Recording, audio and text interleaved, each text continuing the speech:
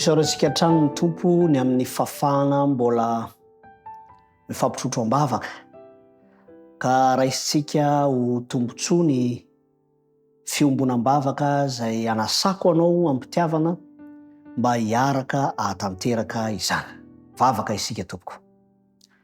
Raha ny tsara indrindra zay any an-danitro miantso ny anaranao zay amin'ity fotoana ity. Fotoana zay everinay fa ahafahanay miantoraka eo an-tongotrao. Angatanay ny famelan-keloka, fahazaonantoka fa miaino zao vavaka izao ianao.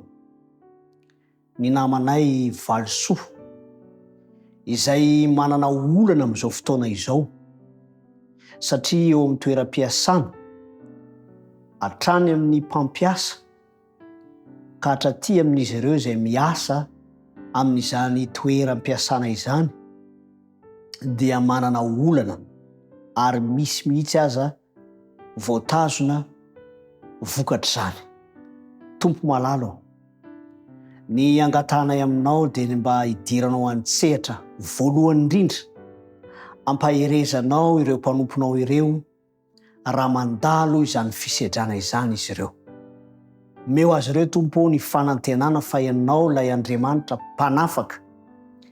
Meo azy ireo ihany koa ny fahatsapana mandrakariva fa afaka miady ho azy ireo ianao.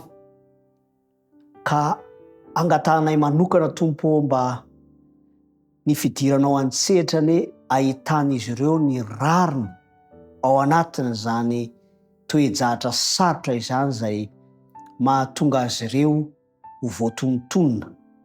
Tompo malalo, tsy misy azonay ankinana afa-tsy anao ho ampahery ireo mpanomponao ireo aneno.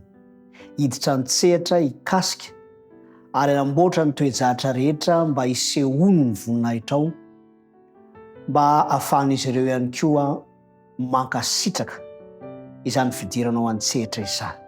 Tonona mivavaka ho amin'ny anaran'i Jesosy Kristy. Amen.